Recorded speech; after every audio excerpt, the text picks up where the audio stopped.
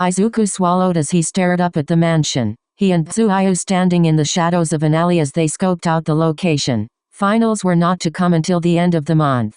2 weeks away. But even a small frame of time was worrisome for their fellow classmates to have regular sessions inside a Templar's home.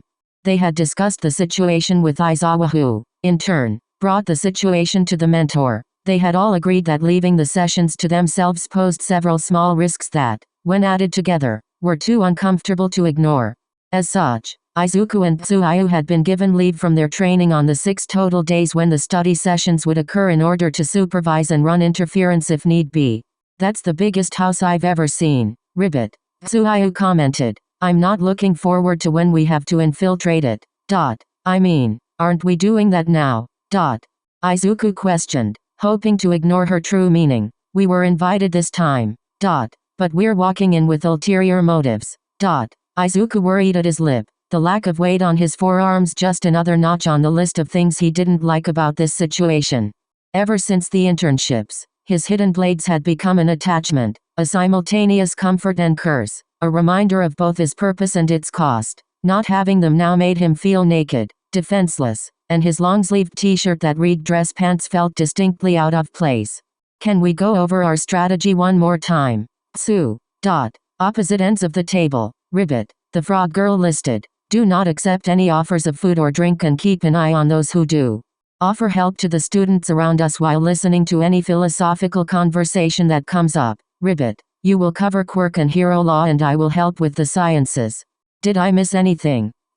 I don't think so, Izuku muttered. He leaned against the wall and crossed his arms, him and Tsu waiting for some of the classmates to arrive so they could walk in as part of a group. He sighed, turning away from the large residence to look at his fellow assassin initiate. Are we looking too deep into this?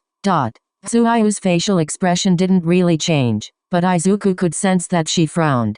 What do you mean? I mean all this, the Verdant said, gesturing to them in the shadows. We had to get permission from Mentor to go to a study group with our classmates.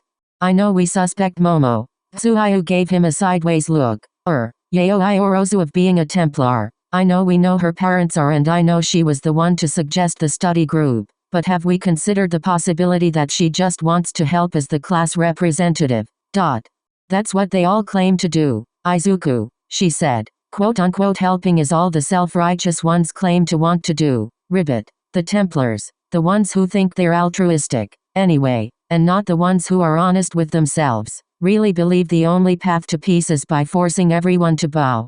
They think they are the solution to all the war and violence throughout humanity's past. They think that only their rule will stop all the bloodshed that has befallen the earth since humans took over. Ribbit.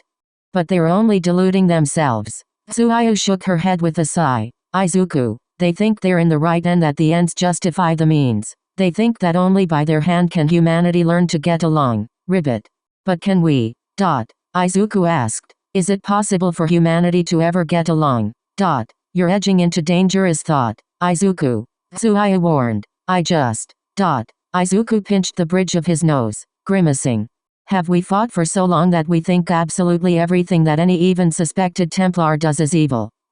We can't claim to be the good guys. Ribbit. Tsuyu studied her fellow green-haired student, Izuku shrinking in on himself slightly. She shook her head and shifted, stepping across the alleyway to lean against the wall beside him. I don't think we can afford to take chances, Izuku. Ribbit. She paused. Do you remember at the start of the year when, in art history, Master Midnight Sensei, started off with terminology and definitions? Of course, Izuku replied. Why? She defined heroes and villains in old, colloquial terms, and how post-quirk connotations and usage are different from protagonists, antagonists, anti-heroes, and anti-villains. Ribbit. Nowadays, heroes and villains are basically jobs. Of course, a hero has to earn that title or they're a vigilante, which makes them a villain in the eyes of the law. But the pre-quirk era saw things differently. Ribbit. They saw things the way we do. Characters from the old comics like Spider-Man, Superman, and Ogden Man, they wouldn't be heroes today. It's like citizen's arrest, when someone could detain another even if they weren't police if they could prove the other person was committing a crime. That'd be vigilantism now. Our order. Ribbit. We're vigilantes in both definitions. We take justice into our own hands. We give it our understanding and apply it to those whom the law will not catch. Unlike vigilantes, we know that Templars own the government and the courts and that the law will never fall on them. Ribbit.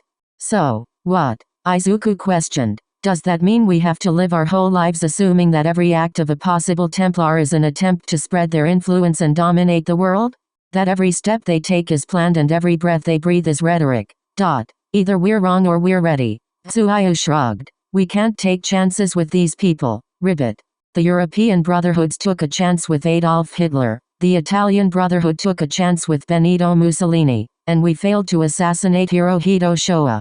Look at what happened there and what happened to Japan. Maybe our actions have prevented countless atrocities, but we can't know what would have been. Ribbit. Only what we failed to stop.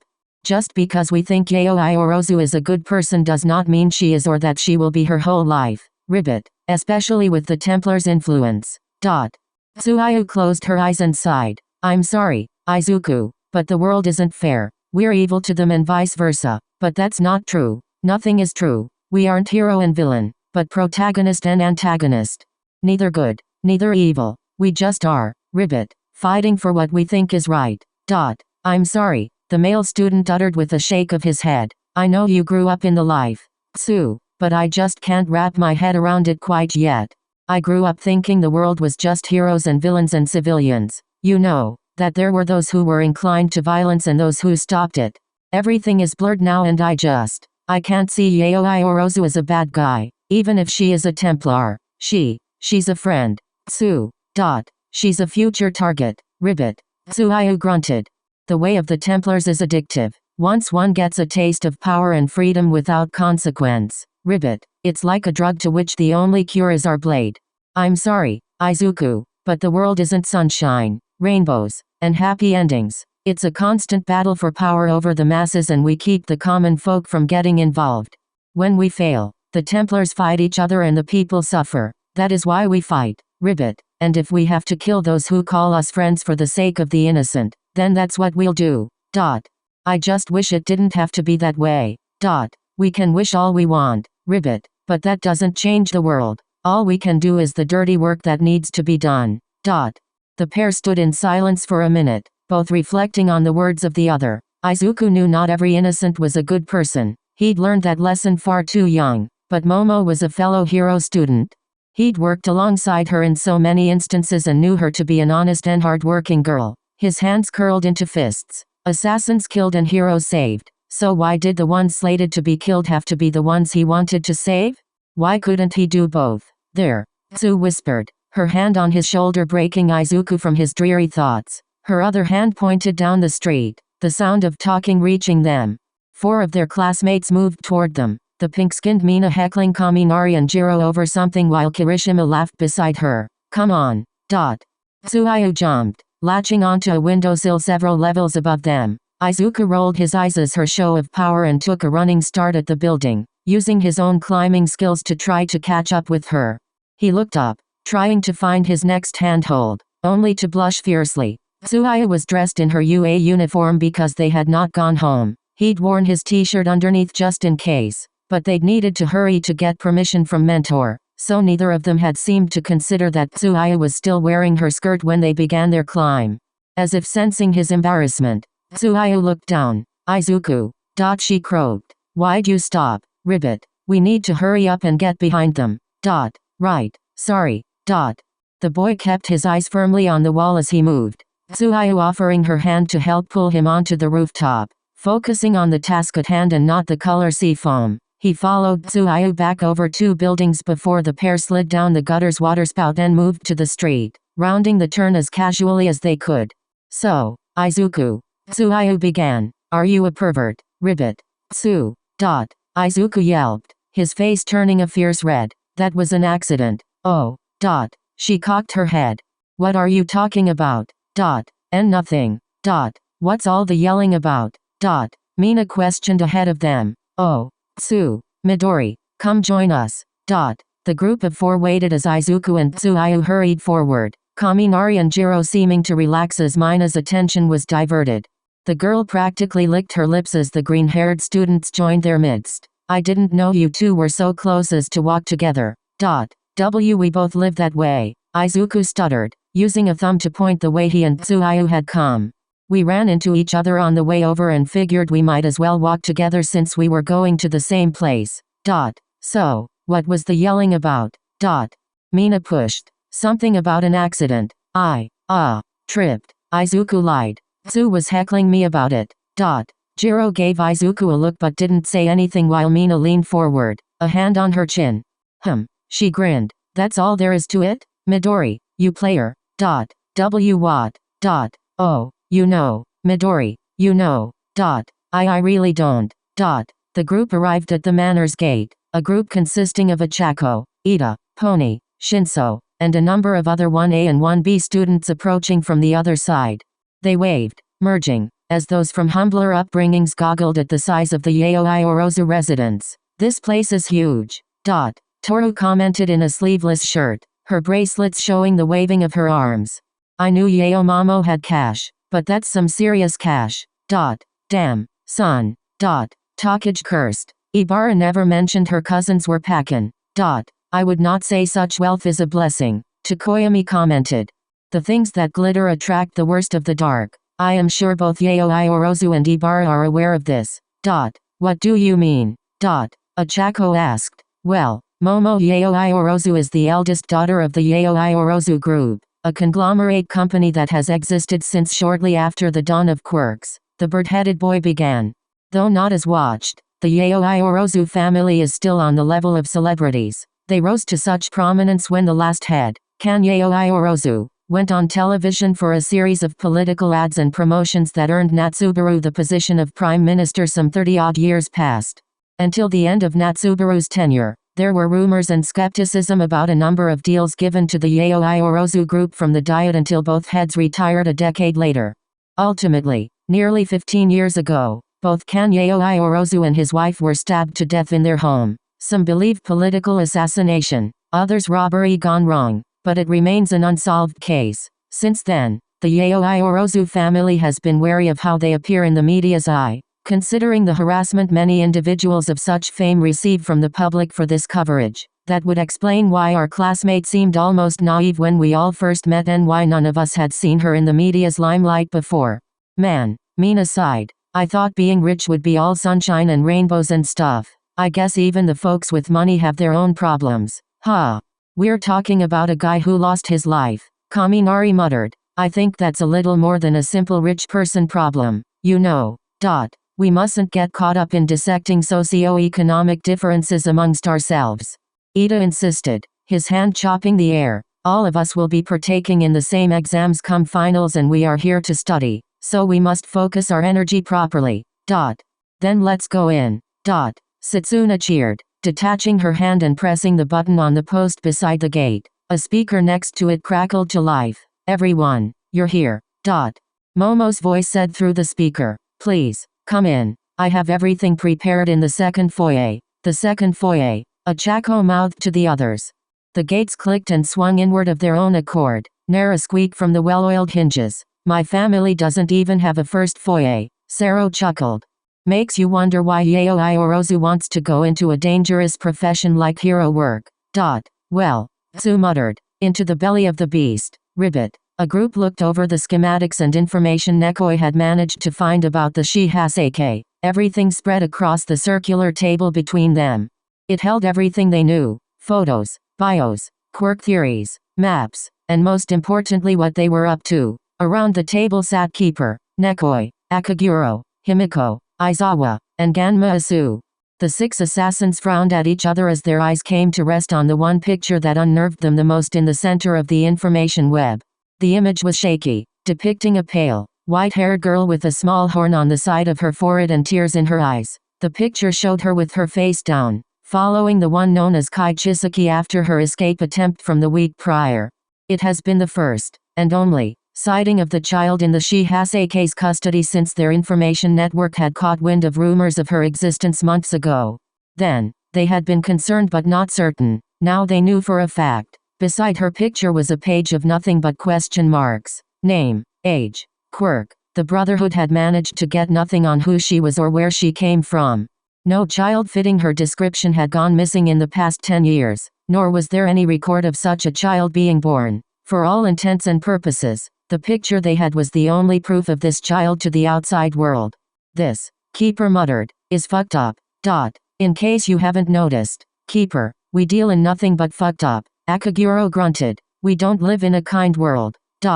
This is another level than our usual fare, Ganma croaked, the vocal sac under his chin expanding slightly. Nekoi, they are using this kid too. What? Do we have any idea? Nothing good, considering she tried to run away, Nekoi said. The spy we got into the Shihaseke reported rumors of tests to erase quirks. We can only presume that is her purpose. Erase. Himiko parroted. Like, permanently. That's the thought, the cat-eared woman replied. In his last report before we lost contact, our spy got us this. She pulled another 2 photos out of her robe and dropped them on the table. The clothing in the photos was the regular outfit of Kai Chisaki. They could see as much from the other photos they had, but this was a frontal shot of the man's body. Around his neck hung a symbol, the mark of Cain, but the second photo was a side shot. In it, the back of the necklace was visible, another symbol engraved on the back of the mark. We lost our guy after this. Does anything look familiar? Aizawa's eyes narrowed as he leaned down, studying the picture. He reached into his own robes and pulled out the necklace Izuku had found in Tomino's safe during his first mission so long ago, dropping it on the table beside the photos. What is that? Nekoi asked. Initiate Midori, I have found it during a mission, Aizawa explained. Toga and Akaguro were there to see its acquisition after the assassination of a trigger dealer. The broken cross. Himiko blinked. Were you all able to find anything on it? I didn't find squat in my raids. Is it used by, like, some cabal of trigger dealers? I don't think so, Akaguro said. They might mess with it and boost it, but the Shihaseke only deal in trigger to fund their experiments. It's not the focus of their business, just their moneymaker. But what is it? Ganma questioned, picking up the necklace to study it. This is unlike the Christian symbolism the Templars usually use. A splinter cell, maybe. Keeper suggested, pointing to the broken half of the cross, trying to keep the mission but break away from the whole. I doubt it, Aizawa said. The Templars can't stand deserters, especially if they come back as competition. Look, Chisaki has this carved into the back of his mark. Perhaps, rather than a splinter cell, it's a sleeper group. But whose side are they on? Himiko asked. They aren't ours, are they? Better not be, Ganma muttered, dropping the symbol on the table. It shouldn't matter, Nekoi growled. They have their basis in Templar ideology and are abusing a little girl. We can find out who they work for when their blood stains our blades and we have freed that girl from their hands. Am I clear? If we rush into this, we'll tip our hand, Akaguro said, leaning on the table. I know you want to do this quick, Nekoi, but we need to be sure we're ready without other thoughts or problems weighing us down. Otherwise, we will all die for nothing. He stomped, his new foot of wood thumping against the floor. Plus, you said they caught our spy. We need time for them to cool off and drop their guard again. 2 weeks, Aizawa said, raising his head to look them all in the eyes. All of the students will be finished with their finals by then. I'm not saying we bring them inside. Obviously, this mission is far too dangerous for anything less than veterans, but we can have them on the outside in case our extraction goes sideways or for cleanup.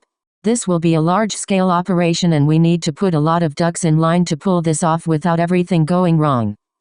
I mostly agree with Aizawa, Ganma grunted. That said, we still need to prepare for the worst. We should go in assuming they have countermeasures in place for us. Wire cutting, impersonation, chemicals, explosives. We need to be ready to use everything in our arsenal. However, not knowing this symbol puts a bad feeling in my gut. I think we need to send word to the other brotherhoods and see if they have anything to say about it. I'd think we would have had word if this symbol posed a serious threat to us before, Himiko muttered. We can't be the first ones to find this, can we? If it's something from outside of Japan, then perhaps finding it on Templars is not necessarily something related to their cause, but to their mindset, Keeper thought aloud, picking up the necklace. He held it before him, turning it over in his fingers. What if we haven't found anything because we're looking in the wrong place? I mean, we haven't found anything about it yet. Himiko agreed. Where do you think we should look, then? I don't know, but I think our scope now is too narrow. We assumed this was some Templar symbol, but it's not anything we have record of. Otherwise, we'd already know. It could be, I don't know, some new wacko religion or something. A new religion. Akaguro questioned, raising a hairless eyebrow. Really? These are Templars. I think our best answers would come from the source, but I can see that you all are more cautious about this, Nekoi said. She turned her eyes to Aizawa. The students should not be a direct part of this, though. They're too young. This is a prime learning opportunity for them, Aizawa argued. They can see how much research goes into a major raid unlike any they've been on before. Then they can see it afterward, Nekoi growled. I'll wait the 2 weeks because your quirk is so valuable, Aizawa, but Mentor put me in charge of this operation, and if you want to put the kittens in danger, then I will take you off this group. I don't care if you are set to be our next leader. I'm trying to look at this from a long-term payout, he said. We need to prepare our recruits for the future so that they, in turn, can survive and train others. We must return to our former strength. Do you not agree, Keeper? I'm sure he does, Akaguro said. Any reason to drag around his new student? Nasha was in the right place at the right time to give us numbers to help bail out your student, Keeper rebuffed. That said, she's not ready for active combat yet, and details about a possible kidnap victim would strike too close for her. That makes two.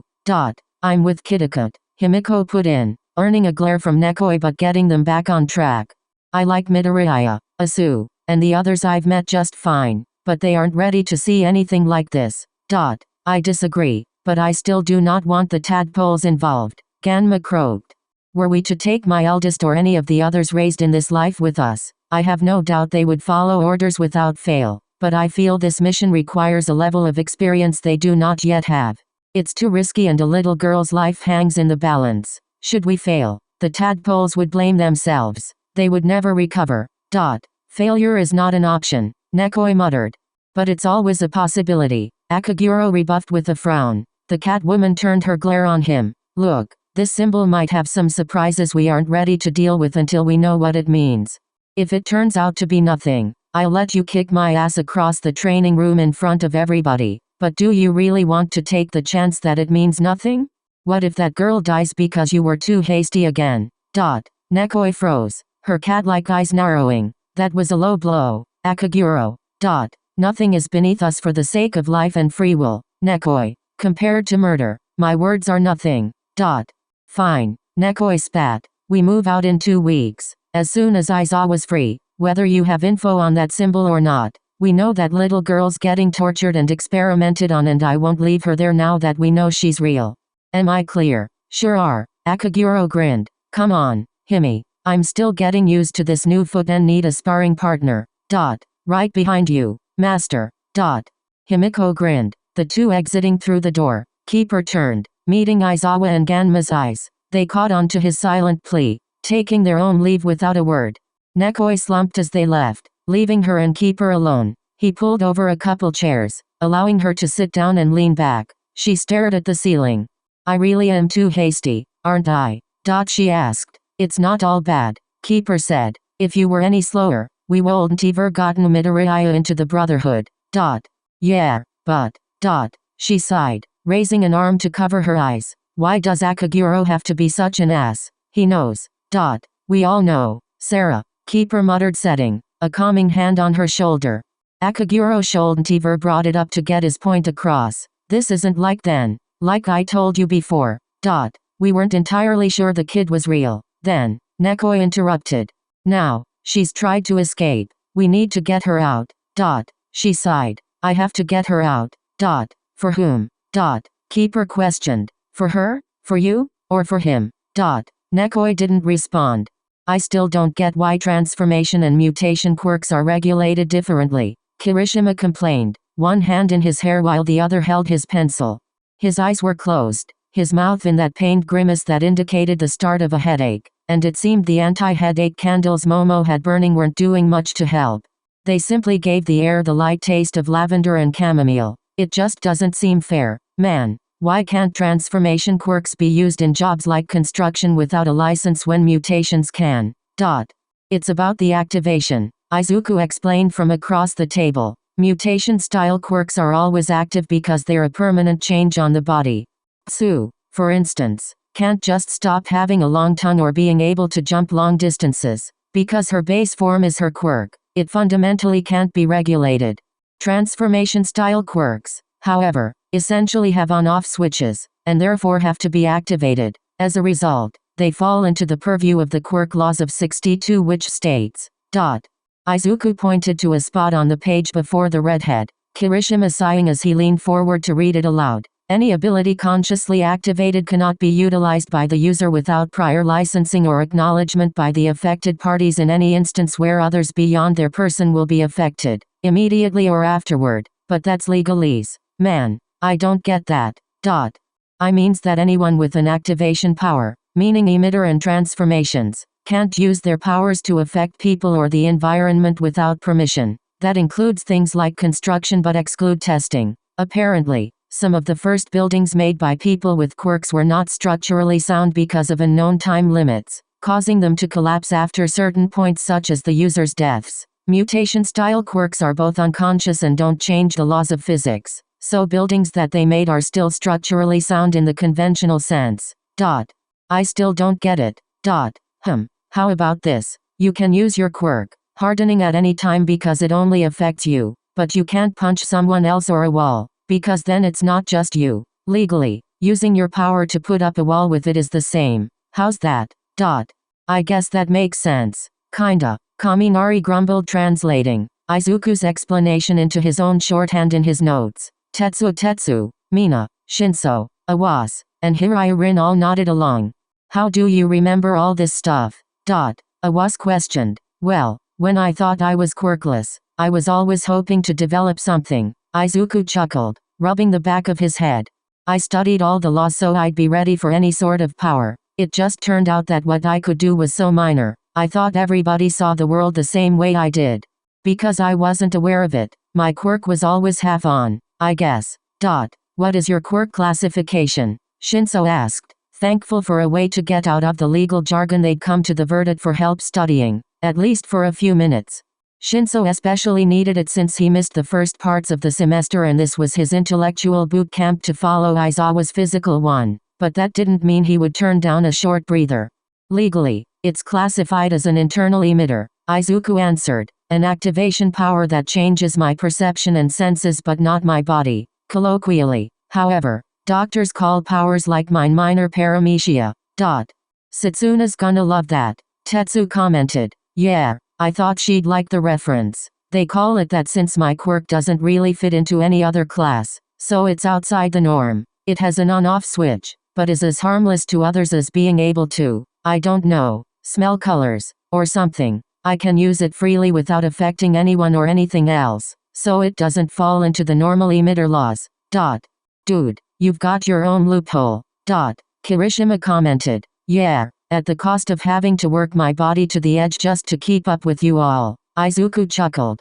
Yeah, I guess that's a bit of a downside, the red-haired boy agreed. Still, the fact that you are keeping up is so manly. So manly. Tetsu echoed.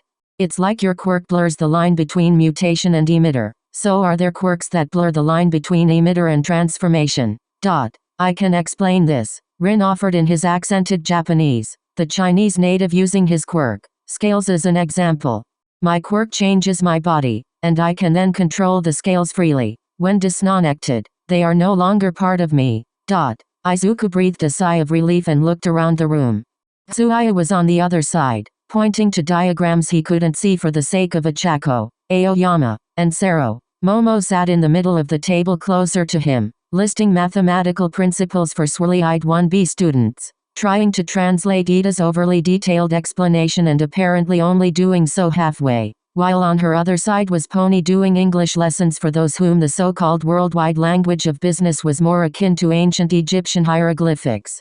So, therefore, when reaching the centermost point of the parabola, Izuku could hear Momo saying, that is where you'll find the maximum height, assuming the natural laws of physics apply and there are no obstructions like wind resistance, sudden upward gusts, quirk effects, and other such ununiform phenomena.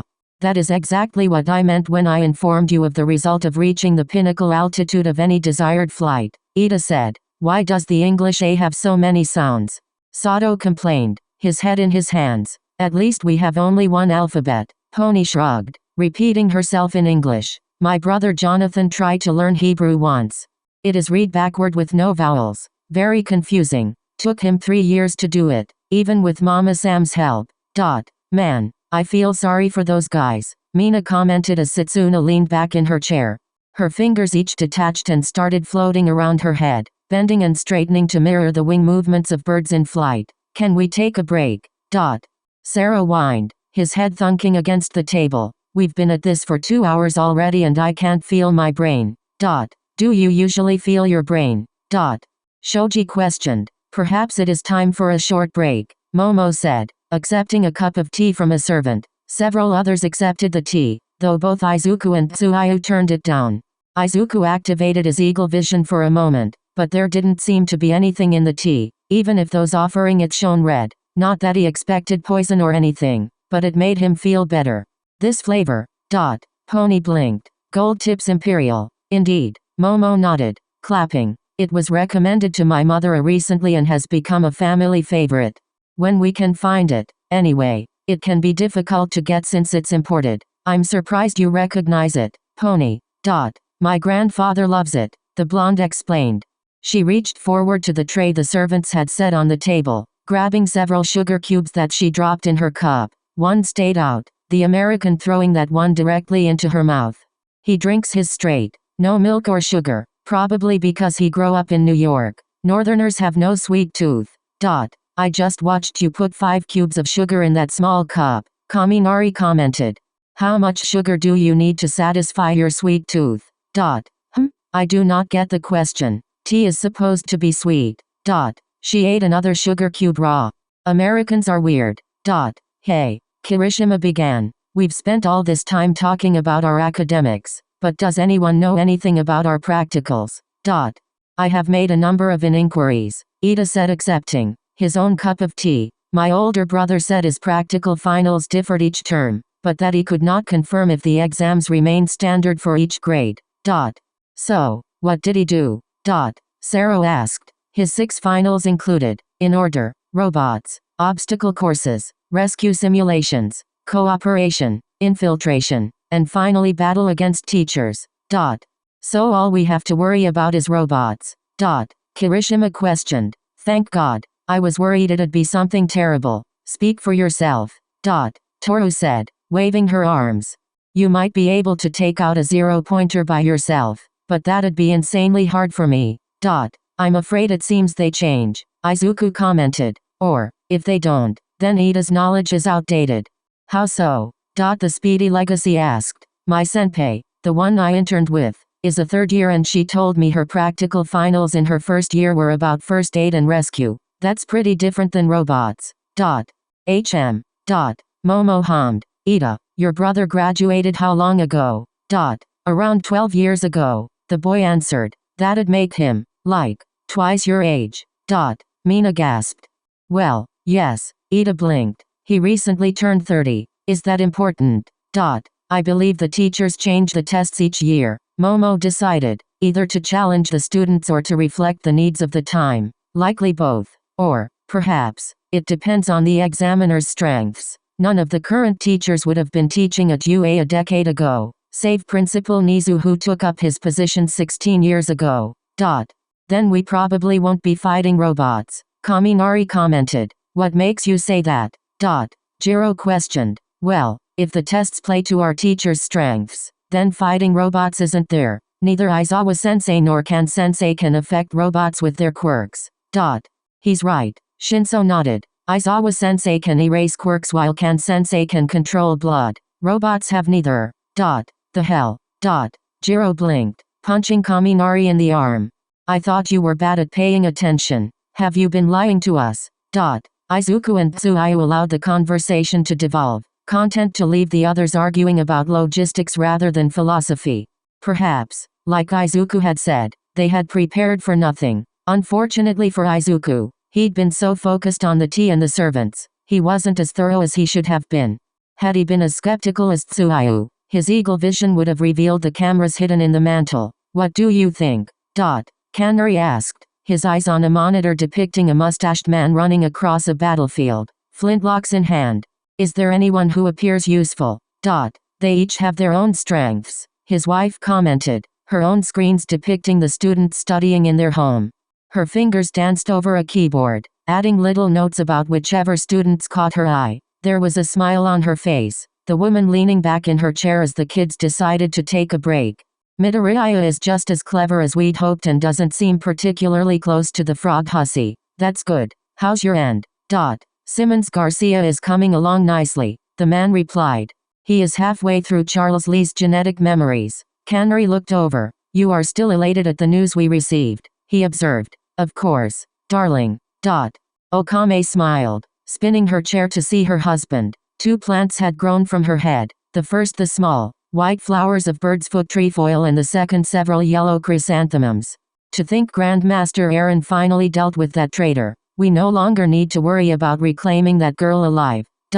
Yes, I am thankful for the reprieve, Kanri commented. It has certainly opened our time for more constructive practices. He turned his eye to their willing captive. We will need it once Simmons Garcia completes his animus training. They were both in their underground lair. Simon Atza Simmons Garcia's unconscious body hooked into the animus in the center of the room. Hina, their head maid, quietly brewed tea in the corner, ready at the beck and call of her employers. She hummed to herself quietly, silver hair softly glowing under her traditional maid headdress. She finished her task, lifting the tray and carrying its 2 cups to the couple. They accepted without preamble, Okame sighing happily as the warm tea settled in her core. Things are going well, she commented. The selfish wild card is dead. Momo is getting along with her classmates, and Grandmaster Aaron even gifted us his family's tea blend for our troubles. I prefer the whiskey myself, but Gold Tips is growing on me. A soft knock came from the door, breaking their calm moment. Both Templars turned from their tea to the door as Hito, their head butler, stepped into the space. Pardon the interruption, master, he said, stepping into the room, a manila envelope under his arm. A file arrived for you from America. It is labeled for your eyes only. Bring it here. Hito nodded, moving silently to hand over the envelope. He bowed slightly and took his leave. It is from the Grand Master, Kanri said, setting his tea to the side so he could open the message. The envelope contained a collection of pages, a glance from Kanri enough to recognize the information as a genetics sheet. His brows furrowed, his eyes moving over the words. He jumped to his feet. Kanri. Okame questioned. What is it? We have another chance, the man whispered, turning his face toward his wife. The memories aren't lost. That line isn't dead. She blinked. Wait, that line. Yes, more than that. Her descendant is part of Momo's class. But. Okame blinked. Wait, no. Don't tell me. Kanri didn't say anything for a moment, only turning the page around so she could see its front. There was a picture of a small, green-haired child, the younger form of one on her screen. It appears the universe is laughing at us, the man sighed. Not only does this data show Izuku Midoriya to be quirkless, but his DNA marks him the last living relative of the Funsitsu family. He is the only one able to unlock the genetic memories to show us what caused the dawn of quirks. He's the only one that can show us what made it so no one else can relive them. A pained grimace flashed across Akame's face, the flowers on her head wilting to be replaced by lilies and yellow carnations. She blinked. Wait, the data calls him quirkless? Then his power. Most likely the eagle vision of old, the same one Simmons Garcia awakened with the memories of Shea Patrick Cormac. To be using it with such skill, however, suggests outside training. The woman spat. Damn it, but it explains so much. Not all hope is lost, my dear Okame. What are our orders? We've been given a second chance and we can't let it slip through our fingers this time. Grandmaster Aaron is giving us 2 years to get Midoriya and unlock the memory data before he decides to implement more drastic measures. 2 years. Okame echoed, turning her attention to the screen where the students had gone back to their studying. My sweet Momo, it appears your first long-term mission is upon us. May the Father of Understanding guide you to victory.